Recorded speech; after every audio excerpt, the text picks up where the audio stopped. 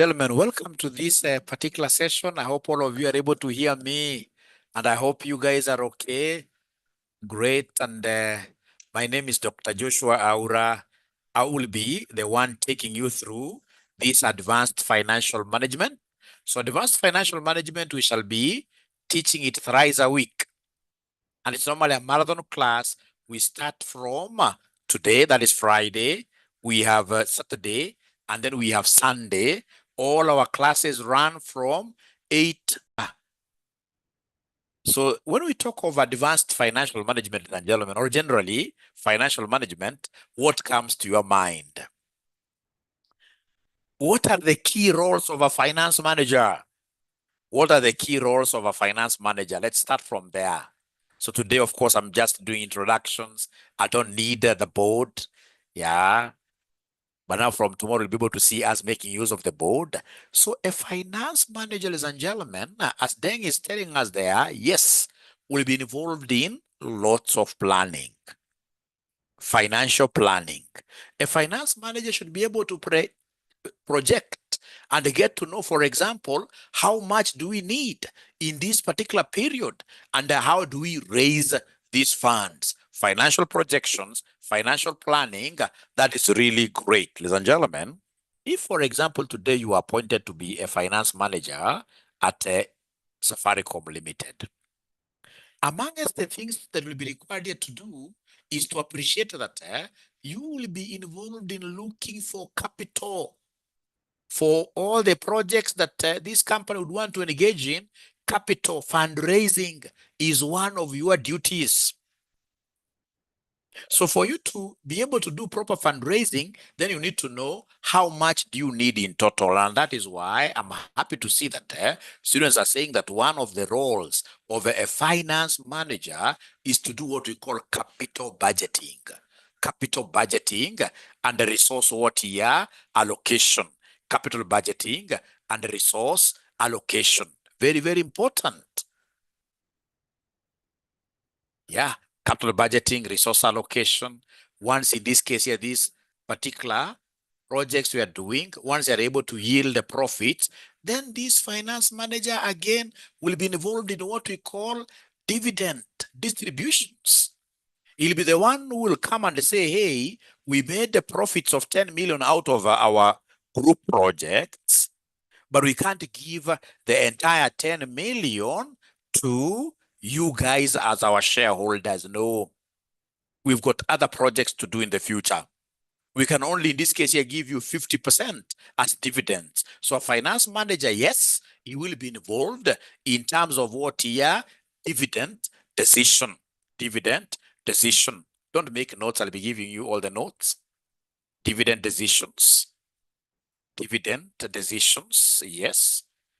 This finance manager, I'm so surprised to know, he will be among those key resources in the company that will always be thinking about what we call liquidity. Liquidity, because, ladies and gentlemen, we have seen great firms like Nakumatt. So huge was Nakumatt. If you remember very well, when they used to be the real Nakumatt, when they used to tell us that if you need it, we've got it. The company was huge, but these guys were not keen with their liquidity. They were involved in what we call overtrading. Overtrading. Overtrading. They were involved in what we call overtrading. Overtrading like that. These guys, anytime they could see anywhere where they could see a new mall, we have Garden City. They went there and put a very big branch there, and they were taking what we call anchor tenantship. So for example, they take like the whole of first floor. TRM, despite it being very close, they were having a branch there all over. So they were growing so fast in a way that they fell into what we call thin capital. It's called a thin capitalization, where you don't have, in this case here now, adequate capital to be able to meet your day-to-day operations. They were doing over trading. When you are growing so fast, in a way, ladies and gentlemen, that your resources will not be able to now finance your really big, your big size, then automatically you shall collapse. So the finance manager will be able to come and advise. Tell these people that When you open a new branch, that is a capital investment. And a capital investment, you can only get a long-term facility. You can only get a long-term loan, for example, to finance a long-term investment. A long-term investment is that investment that will take you more than a year. It will take you more than a year to start, in this case here, recouping back.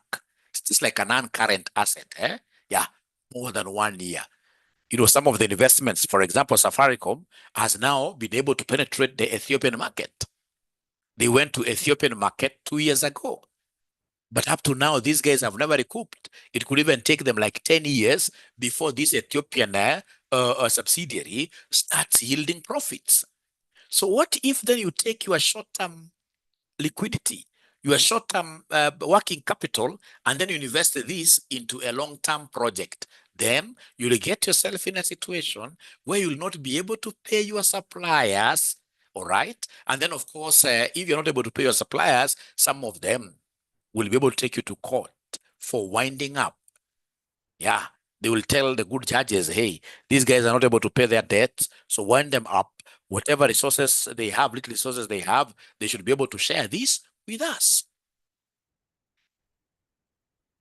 So yes, this finance manager will be involved in liquidity preservation involved there. So we shall be able to look at so many things, ladies and gentlemen, here about this finance manager, our finance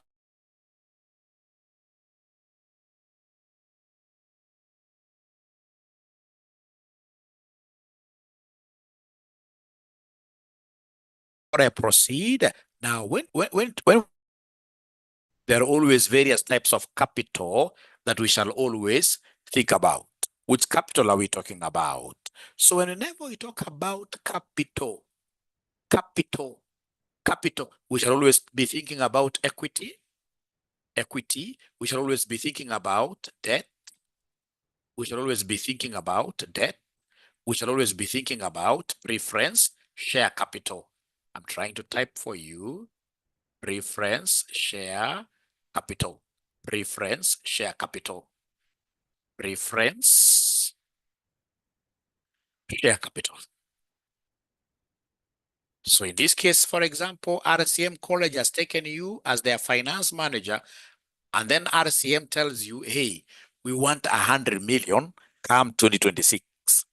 So then the finance manager, you have to scratch your head. You think about, how do I structure this and get this 100 million?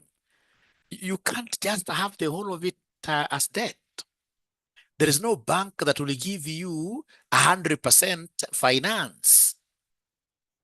No.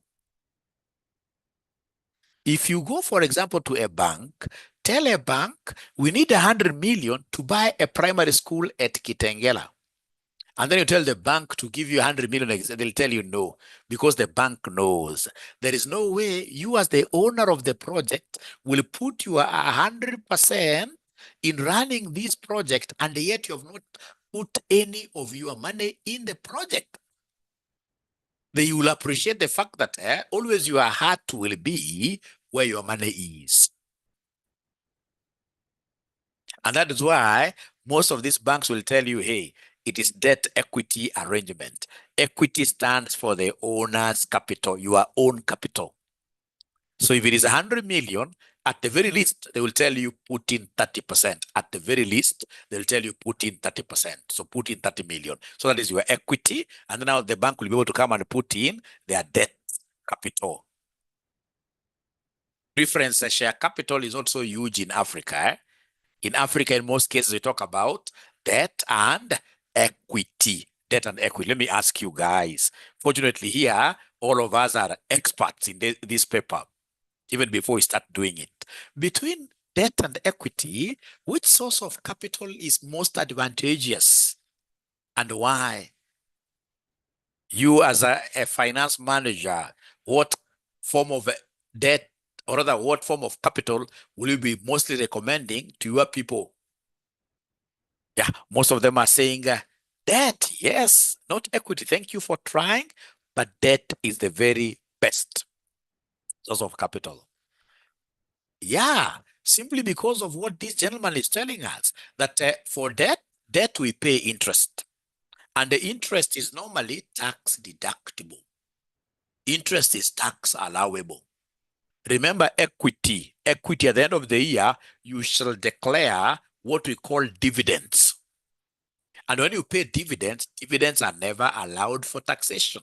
You can never, as an organization, use dividends to reduce your tax liability. So you can't go, for example, say this is profit before tax, profit before interest, tax, and whatever, and then you say less dividend. Whatever taxable profit, you can't do that. Dividend is never tax allowable.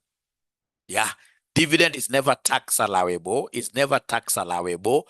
What is tax allowable, which will be able to help me create tax assets, is interest. And that is why debt is normally preferable.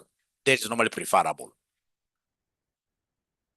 And again, ladies and gentlemen, remember that debt, basically you use debt to leverage. You know, leverage means what here? Extending your firm's arms to get more. You are leveraging on debt. You're using other people's money to create wealth for yourself. The students who say that equity has got its own unique advantages, they're also not wrong. Debt, as much as debt has got big advantages, it doesn't mean that it doesn't have disadvantages.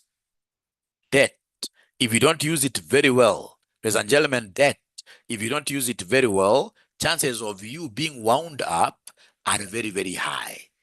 Because should something in this case here happen, so that your operations are not able to generate enough cash flows to pay the bondholders, these bondholders will easily take you to courts. Again, you will get yourself, in this case, you're becoming bankrupt.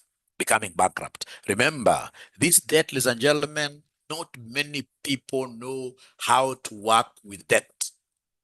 Very few people know how to work with debt. I have friends of mine, whenever they ask for a loan from Mwalimu Sacco or wherever, they get a loan of, say, 1 million and maybe 30,000 on top. Most of them will call me and they tell me, Dr. Aura, come over here. We have this 30,000, which is on top. They call it branches that we need to prune. The branches, like we prune, and then we are left with the whole stem, which is 1 million. Then they end up, in this case here, pruning the branches. And then at the end of the day, they start cutting without investing this money. And this money, remember, debt, the whole of debt is supposed to be used very prudently. Yes, Sarah. The whole of debt has to be used, ladies and gentlemen, very prudently.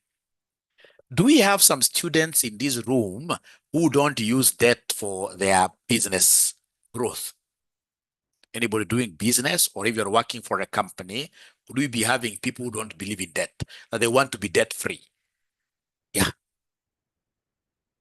Do we have such kind of students here who would want just to be debt-free?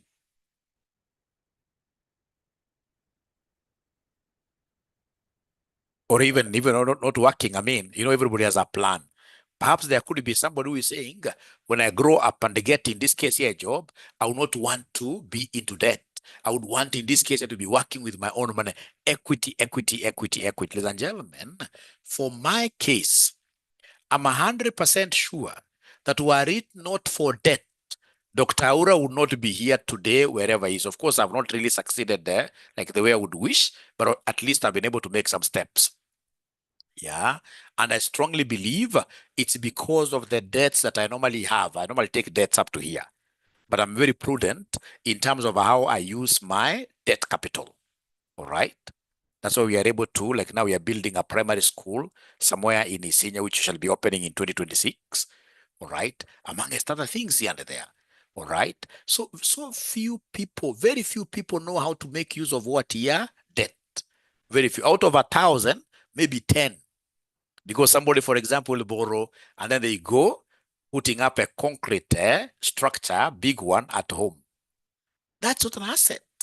You see, from definitions of an asset should be able to give you cash flows in the future. And if it is an asset you are building from debt capital, then the cash flows you get here should be able to cover interest and the principal. So if you are borrowing for purpose of going to build at home, That is not wisdom.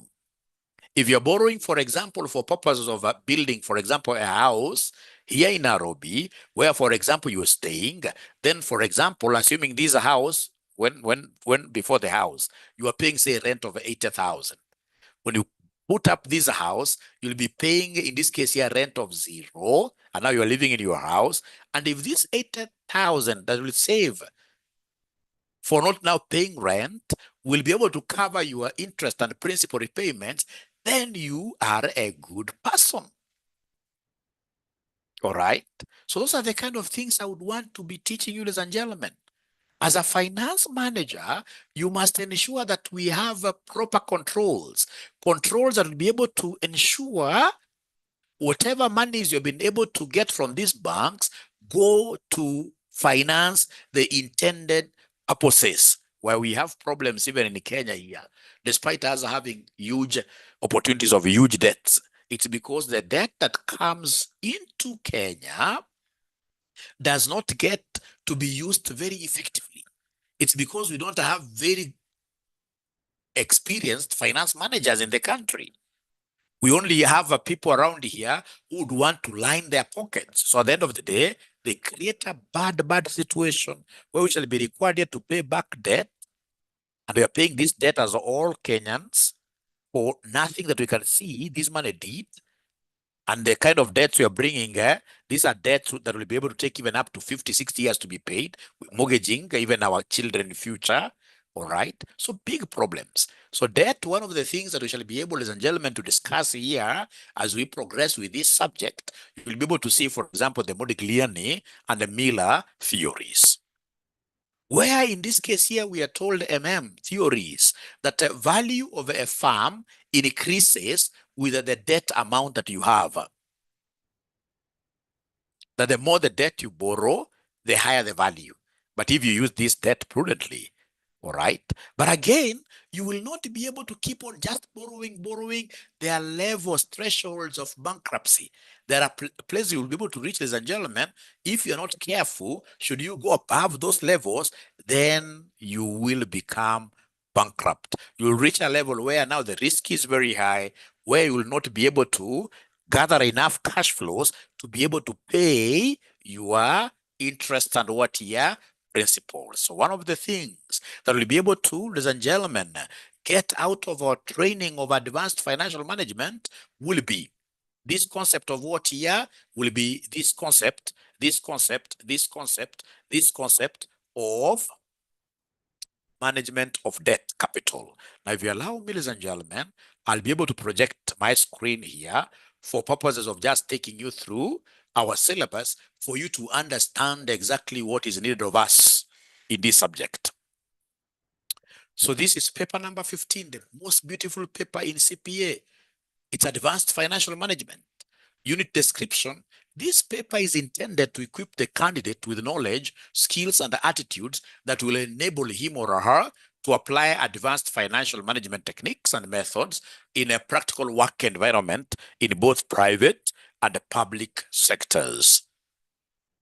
A student who passes this paper will be able to make advanced capital budgeting decisions and make appropriate capital structure decisions for an organization. Remember, advanced capital budgeting decisions are which decisions? Decisions involving investments. If we invest this money in this particular asset, will this asset be able to yield a positive net present value? We shall be able to look at things like profitability indices. We shall be able to look at things like sensitivity analysis.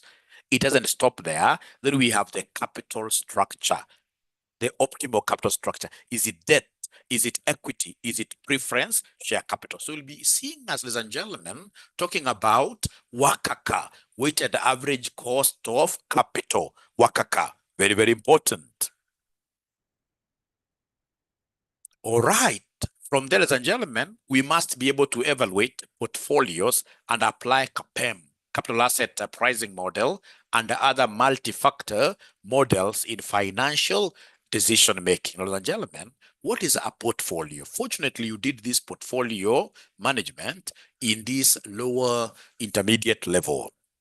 A portfolio is a collection of investments. It is all about diversification. It is all about us being told that we shall never put all our eggs in one basket. No, we shall diversify. I remember the case of my student, not my student, but my friend, and I've always told you this true story, that this guy retired a long time ago from Kenya Airways again, when Kenya Airways was really big and doing great, when it was the real pride of Africa. This guy got about 15 million or thereabout. So he took all this money straight away to some building here at Clay Works along Thika Road. Yeah, somewhere around there.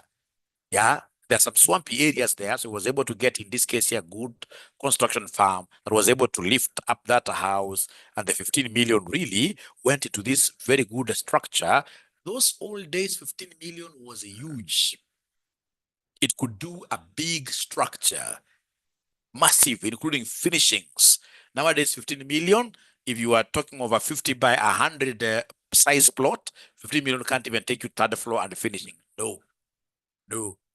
Construction materials currently are so expensive. So then this guy was able to finish, ladies and gentlemen, this house very, very well. One day, when he was around that place, he saw some people coming from those old days. We never used to have these. So some people came and told this guy, this house of yours, regardless of how beautiful it looks, is built on a riparian land. So that guy, of course, could not understand what these guys were saying. Those guys just went outside there, the gate, and they were able to put that red cross. And then they left. 1, 2 years down the line, he got that sunny thing coming, you know, the sunny thing, to demolish. Because now this particular house for sure was on a riparian land. This guy, up to date, he has never recovered. He suffered from some nerve issue. He has never recovered. What do you think was the biggest mistake that this friend of mine made? It's because he took all his monies, he took all his eggs, and he was able to put them in just one basket, So that in this case here, when it tumbled down on falling down, in this case here, that entire basket was able to fall down on some hardy rock, and all the eggs in this case here crushed. Portfolio tells us to spread our risks. Take the 15 million, ladies and gentlemen, and this 15 million, what do you do with it? Ensure that you are spreading the risks. Take in this case here some 8 million. Houses are good. Put some of them in real estate. Take some 3 million government bonds. Although government bonds are not doing very well right now. Take some liquid cash, the cash that you would want to be staying around with anytime you need it. Invest this in some money market fund. I'll be able to show you how money market fund works. And unfortunately, I will be able to use my own case. I'll be able to tell you, for example, and show you evidence. For example, I'm in CIC, I'm in Britain, and I'll be able to tell you why money market funds are among the best investment vehicles. All right. Those are the kind of things I would want. So you spread the risk. You spread the risk. So up to here, ladies and gentlemen, with this discussion, are we really connected? Are we together, somebody? Are you able to follow what I'm talking about? Great. Lista, great. Thank you so much. Yeah, great. So then I continue. Thank you so much. Great. So then the portfolio here, always ensure that you spread your risks. And here I normally advise people, not unless it's some medical condition, if you are for getting kids, those people like getting kids, please don't get 1 or 2. Yeah. Like this, minimum. That is how you spread your risks very well. Of course, most of us were not very well advised. Like Mwalimu has got 3. They are really very, very few. And now because, of course, we have past that age of getting these people, then I can adopt 1 more or 2 like that. The more you have, the better. Somebody will challenge me, Mwalimu, but how will these guys feed? How will these guys feed? Yeah. Right now you are young. I'm so sure you guys can make a lot of arguments here that mwalimu, no, only one is enough.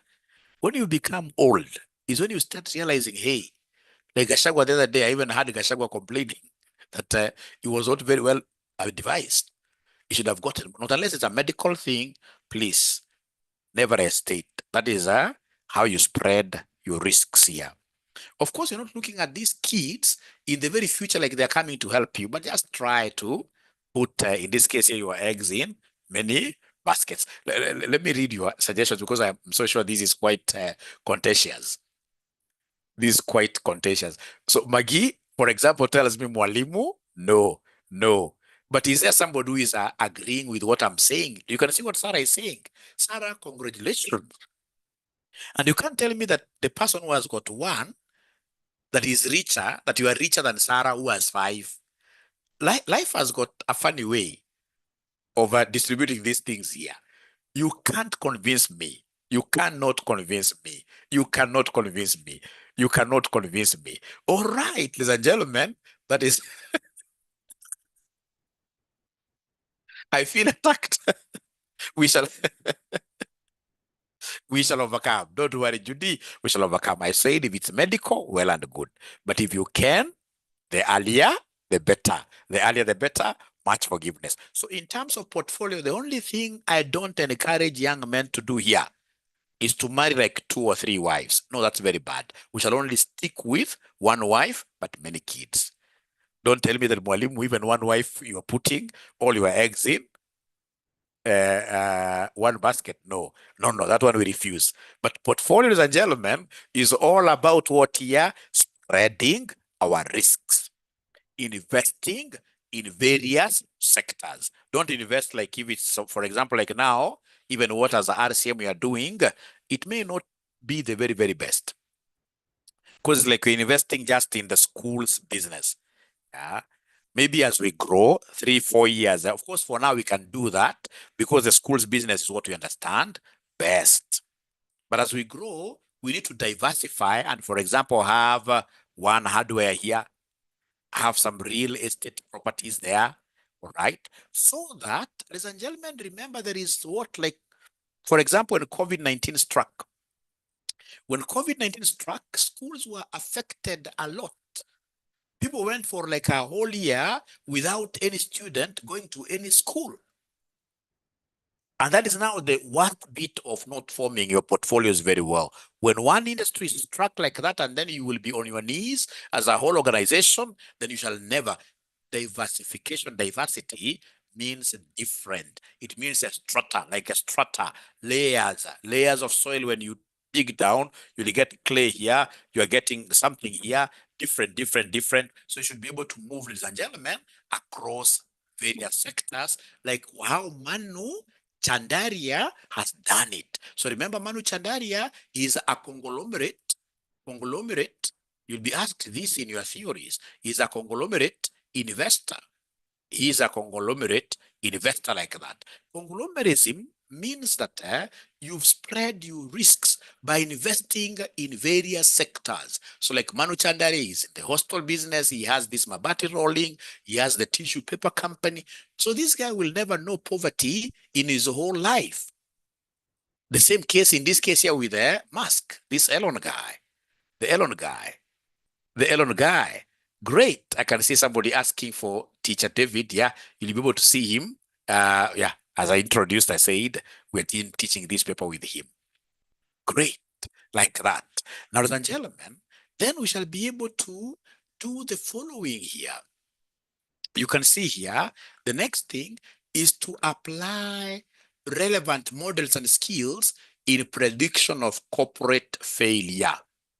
Yeah, as a finance manager, you shall be able to look at a few things here and there and help organizations to predict what we call bankruptcy. And we've got various models that you shall be using here to predict and get to know that this organization is not going on very well. These organizations, and gentlemen, may collapse in the near future. Why is it important for us to be able to foresee our collapse? If we foresee our collapse and identify those things that are making us, or rather that will make us collapse, we can easily work on them. And then in this case here, we get a new life. So in this case, ladies and gentlemen, and that is why I felt very happy when you told me that a finance manager's rule, one of the finance manager's duties, ladies and gentlemen, will be to do what here? Will be to ensure that we are good planners. We will be able to predict ahead and say, hey, this one, we have hit these levels of debt. We are not as clean as we used to be.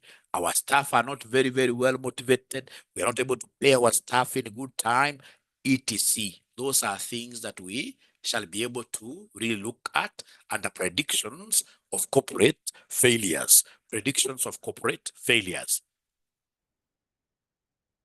Ladies and gentlemen, a student who passes this paper will be able to apply derivatives in financial risk management and apply international finance concepts. Ladies and gentlemen, as you join AFM, you should always know that you are a global citizen. You shall not be thinking like a village person.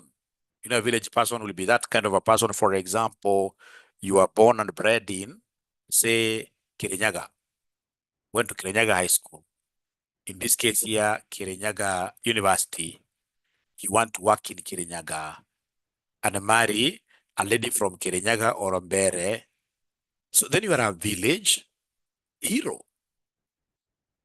In terms of AFM, I would want you to start wearing this global citizenship hat, where you think about international currencies.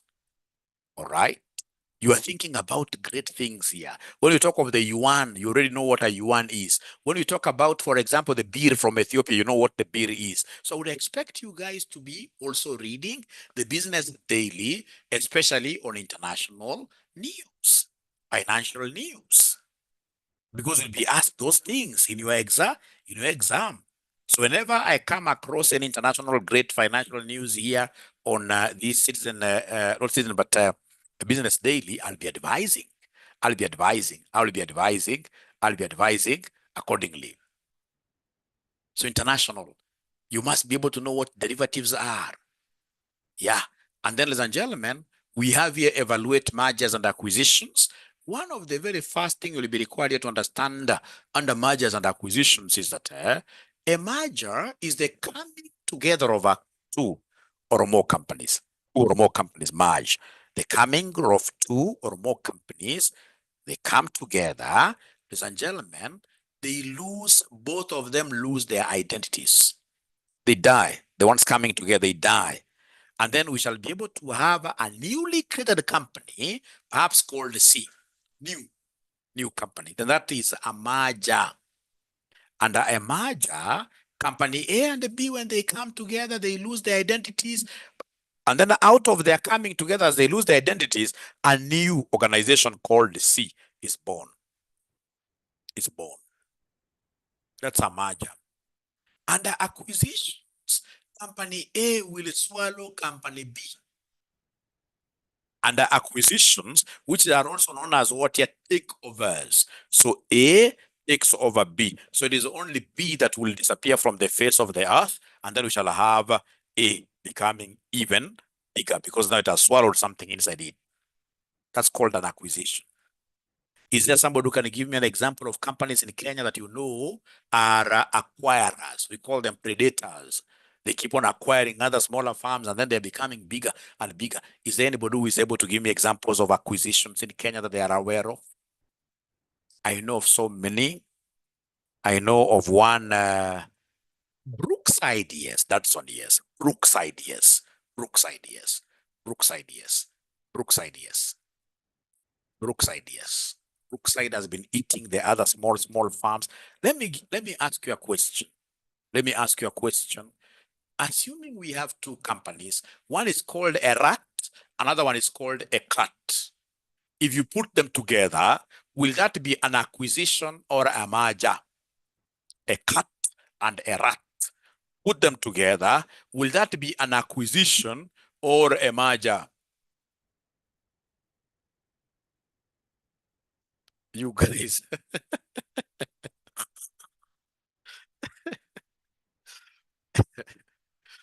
Great. Baggy, Agnes, they're saying a merger, the rat will be eaten. The rat will be swallowed. The rat will be swallowed. And even if there is any swallowing happening, then automatically this becomes an acquisition. An acquisition. Because, ladies and gentlemen, I don't know what that, when you tell me that it's a merger, then it means that the rat and the cat are dying at the same time. Then that would mean that that is a fake cat. You must be having a fake cat. That cat that sees a rat and the rat sees it and then both of them die. You have a fake cat. Because under merger, it is both of them to die. Under acquisition, it's only one that will die. Is there somebody who is able to understand what I'm talking about now? Is there somebody who is able to understand, ladies and gentlemen, what I'm talking about? Great question over there. Yes. So remember, amalgamation is the coming together of companies. Whenever you amalgamate, you are coming together. You are coming together. I'll be able to explain more about that when I start doing this topic. Thank you very much. Now, to see whether you guys have really, really understood this really very well, marriage in the African context, is it a merger or an acquisition? Don't shy away from answering my questions. At times I ask stupid questions. That is why students love me, because I like using practical things. Practical things. Marriage, a husband, a wife. In the African context, when the two husband and wife come together, will that be an acquisition? Brenda is saying, no. That's a merger. Ladies and gentlemen, for some of us who have traveled around the world, trust you me, Sarah, you're right. In Africa, when you are married, very few of you, in Africa, when you are married, it's like the lady loses her life. Truth be told, it's like a lady loses her life, like the first 5 years during this child rearing exercise. Let's be honest with each other, because like you'll get like this young man walks home with a beautiful wife. Both of them are working. When they reach home, the man will be able to spread, put up his legs a little bit, watch KTN news, and the mother is doing. Look at even your father and mother. Our mothers are doing quite a lot than our fathers, even at old age. Yeah, so you may not be able to accept it, but in African context, ladies and gentlemen, given the kind of lives that our dear sisters and oye wanakataa, lakini ladies put with price dowry. So please, the guys who are married here, try to make it a merger. Like outside there, like in the UK, Scotland, you are out there with your girlfriend, you finished eating, everybody will do their own wash up. Everybody. You can't expect this lady, for example, to wash your own clothes. Is she a slave? That only happens here in Africa. Actually, out there, for those of you who have been outside there, like whenever it comes to cooking, when you are cooking anything that's a bit tough, like ugali, that one will be the role of the husband throughout, year in, year out, outside there. But here, unapata mama anapikia wanaume 12 ugali, anasonga. Is that fair? Is that fair? Somebody throws socks at the door. We shall overcome. But please, we are like your firstborn sons. Just love us that way. Love us that way. We shall overcome. We shall overcome. Eric is saying that is fair. Eric, would you want your daughter? We shall overcome. We shall overcome. Somebody has been able to quote. Somebody has been able to quote like what the Bible says. For sure, Roslyn, it's supposed to be a merger. Lakini vile kuko hapa nje sio merger vile. Hata Roslyn, mimi najua kwa umeolewa. Mimi najua unajua cha mimi nasema. Kuna some favorism somewhere. Kuna some favorism somewhere, but we shall overcome. As the world is moving on, we shall be more enlightened, and some of these things in this case here will end. But of course, now as I finish this, all of us now, we happen to be knowing that in acquisitions, something must die. One company must die. One company must die, and then there must be one that survives. There must be one that survives. There must be one that survives. Eric, I would rather, if I'm going to give you my daughter, because I have daughters, ladies and gentlemen, Eric, I would rather you not give me any cow, but treat my girl nicely. Treat my baby girl nicely. Treat my baby girl. Fanuel, I don't think that is what God intended with his submission. Yeah, the kind of submission that we have here in Africa, whether you like it or not, is slavery. It's slavery. Personally, I strive to do what I can do to help my madam. Yes. Yes. And I take that with pride. Because I'm exposed. I have some exposure. All right. Then, ladies and gentlemen, apply evaluation. No. We have here undertake corporate restructuring and reorganization. Remember here, we've been able to predict corporate failure. When we realize that this corporate is going to fail, then we must do what we call restructure, change the capital structure, for example, or you reorganize the company. Apply evaluation techniques in real estate finance. So content, we have the first one, which is advanced capital budgeting, very, very similar to what you guys did in intermediate level, the NPV methods, etc. We shall get them here. You can see, for example, capital rationing. Yeah, capital rationing. If you remember capital rationing very, very well, we have hard rationing, we have soft rationing. So for the students who have just joined us, we are not learning today. We're just getting to know one another. And then most importantly, I'm just reading the syllabus for you to know what is expected of us. For you to know what is expected of us. So then we shall be able to go through that. And then number two, we have portfolio theory. I've already been able to explain this. For example, here we'll be looking at things like efficient frontier curve, etc. etc. Then we have these financing decisions. We're going to look at the capital structure, Modigliani-Miller with taxes, without taxes. Great things, ladies and gentlemen, here. Mergers and acquisitions, already have been able to explain this. We have here corporate restructuring and reorganizations. Briefly, I've been able to touch on this. Yeah.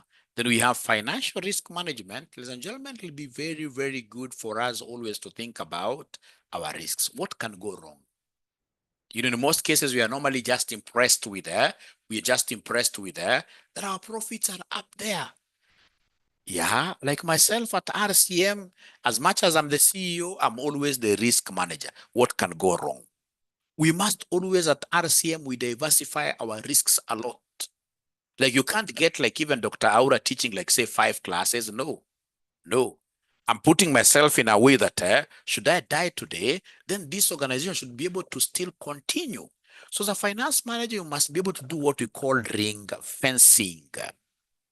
Yeah. So in this case here, you identify the risks and then you try through diversification, through mitigation strategies. You intervene.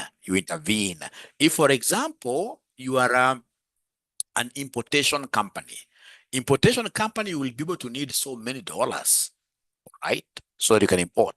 So a good finance manager will be able to predict, like right now, as we get into elections, near elections, we expect our dollar to be quite expensive during elections. So finance manager will be able to project like every year, every quarter, let's be acquiring dollars, a few, not too many. We don't expect it to reach at 160, but we know that during, in this case here, these elections, we may have this dollar rate being destabilized. Then what interventions do we put in place to ensure that our farm shall still be profitable? Those are what we call finance risk management strategies. And one of the things we shall be using to intervene, the intervention strategies, is what we shall be able to call derivatives.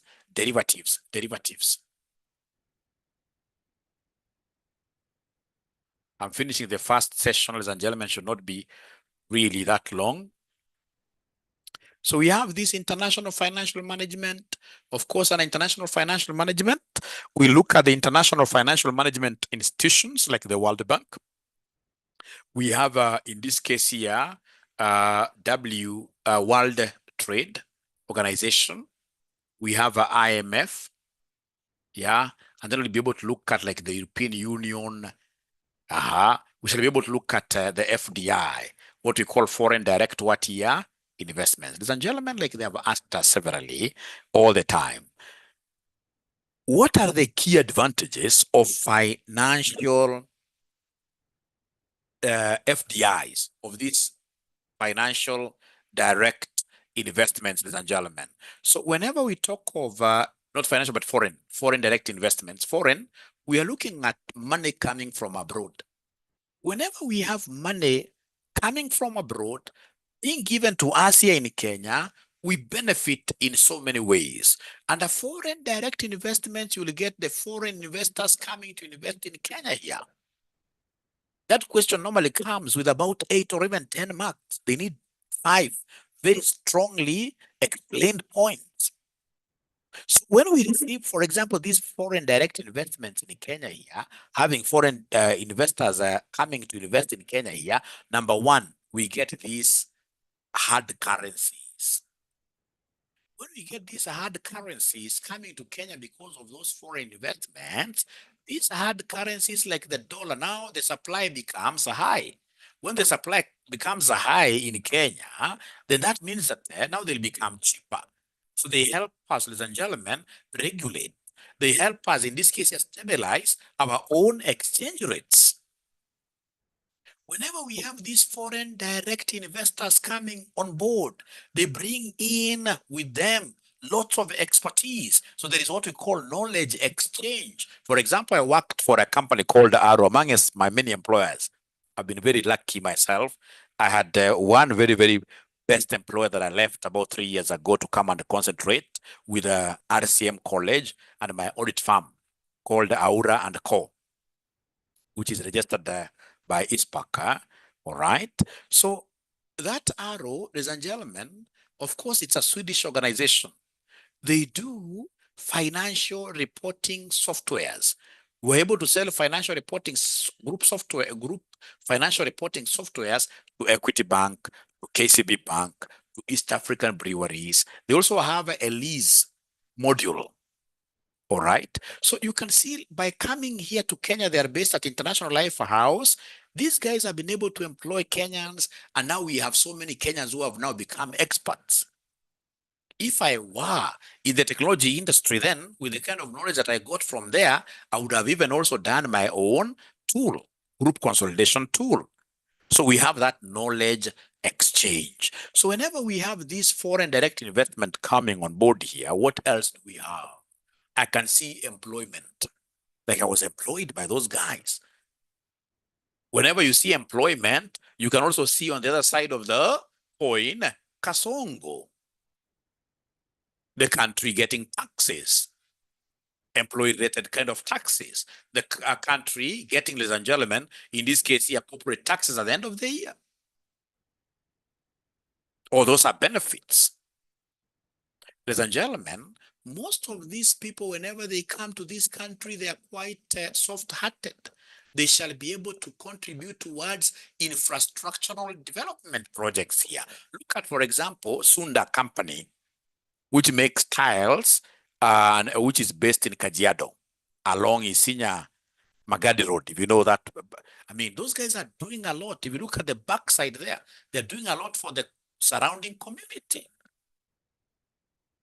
I mean, that is a Chinese farm.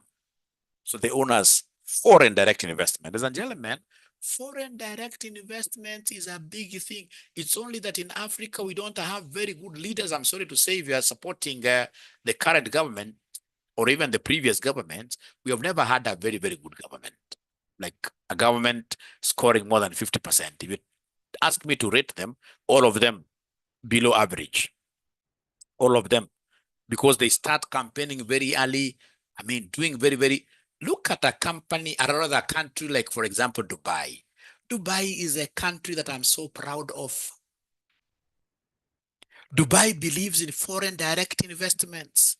If today you go like Uhuru Kenyatta, tell Dubai that I have 10 million US dollars in my bank account, they'll classify you as a wealthy investor, and then they'll be able to tell you, hey, come over here, and we shall be able to give you residence, 10 years to start with. And then they'll give you targets like you must spend this money here doing these capital projects. When you do these capital projects, then we shall be able to give you these tax holidays. Dubai, which was a desert some 26, 27 years ago, right now Dubai is a small heaven. If you go to Dubai today, like their level of AI usage is at a different level up there. AI usage. They don't have policemen on the road. They are very great working street lights, which are even able to control traffic. When they see the traffic, in this case here, is going to be a bit heavier, they tell you, go this way. Like one thing that surprised me in Dubai, when you go to Dubai, for example, you become sick over there. You know, for example, when you are here in Kenya, you go to Aga Khan, after you have seen your specialist doctor, he tells you now you need these drugs, you'll have to go to their pharmacy and the queue over there. I don't know what those guys do. More than an hour queuing to just get the drugs dispensation.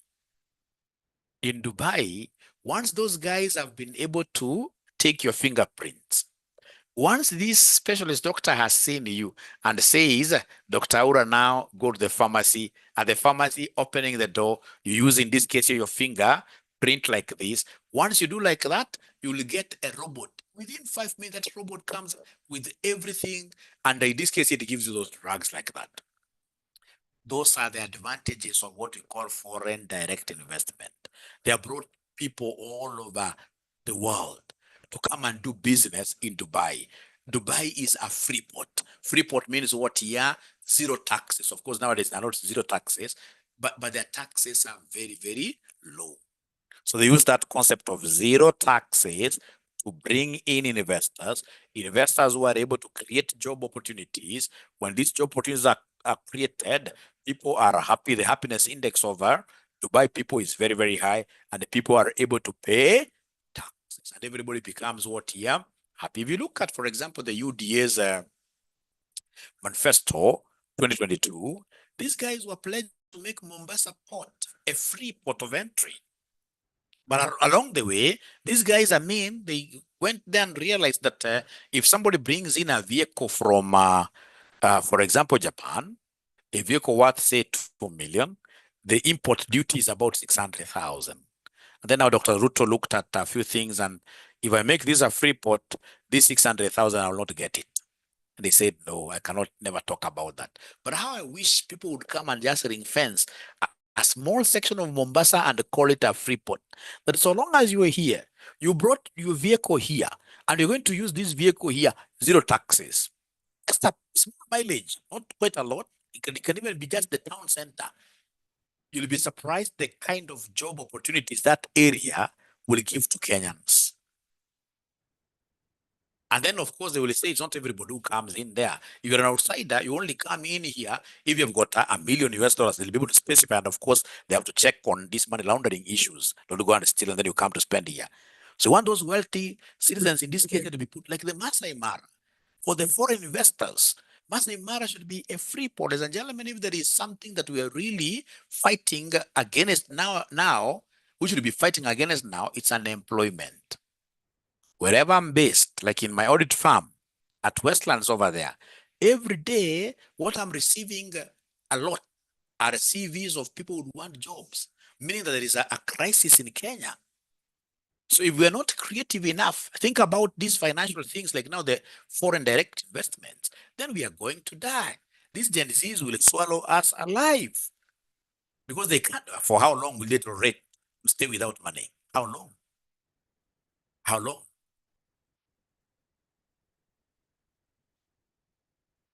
So when we bring in these investors, we get more money.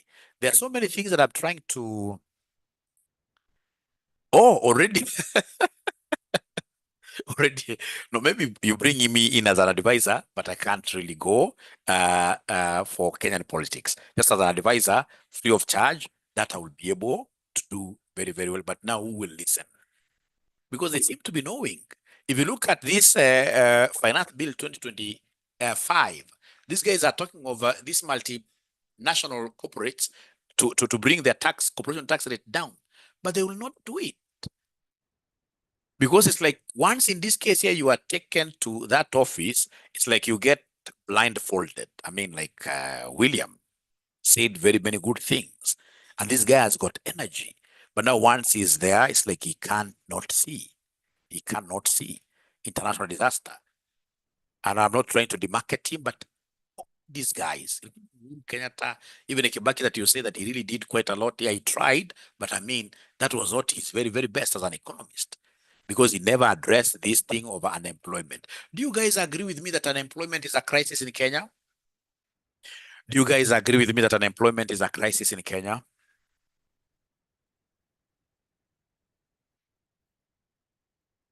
Please talk to me. It's good to know. Yeah, 100% yes. 100% yes. Because, you know, also when you are employed and, for example, you're being paid 30, 40, 50,000 Kenya shillings, I mean, that's peppercorn. It can't be able to use this money by 16th, 17th. You are borrowing even money from your old parents. Again, I mean, that again is not employment. We are talking of meaningful employment, ladies and gentlemen.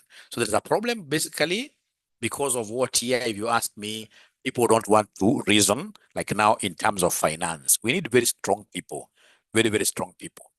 That is why when you tell me that you have appointed Oginga Oburu's son to be an economic advisor in your office as a president, I mean, that's a joke taken way too far. And I'm not trying to say that Oginga Oburu is bad. Please get me. I'm only defending my subject here, because somebody can easily throw a stone at me. You hate our people. No, no, no. I'm teaching you guys for posterity. In the future, I want you guys to think straight, because most of you are going to get very serious jobs. I want you guys to think straight. You shall never be blindfolded by this. You know what blindfolds these people? It is these earthly things. Yeah, people don't want in this case here to live within their means. Oh, okay. Yeah, yeah. Yeah, I'm sorry to use this example. It's quite a bad example. Ladies and gentlemen, even if you were to have like even very, very huge bedrooms, trust you me, the quality of your sleep will always be the same. Can't improve the quality of your sleep. You can't eat 3, 4 plates of food because you are very, very rich. There is a level you should be able to reach, and I mean, don't even ever think about what you're stealing as accountants. No, no, no. No, no, no. That is against what here these dictates of finance that you're teaching you. So as I finish, because today is our first lesson, I should not talk about these things too much. We have real estate. So real estate, of course, is huge. We expect to raise serious money to be able to invest in real estate and be able to show you how. Then we have the contemporary issues, what we call the cryptocurrency, the blockchain technology, cloud funding, and many others like Islamic finance. You must have done this, ladies and gentlemen. And that marks the end of this particular year introduction. This marks the end of this particular introduction. So then tomorrow we shall be able to go straight away to our very first topic. So today's session and the Saturday session, those sessions will be open to all the students in East Africa to join us for free.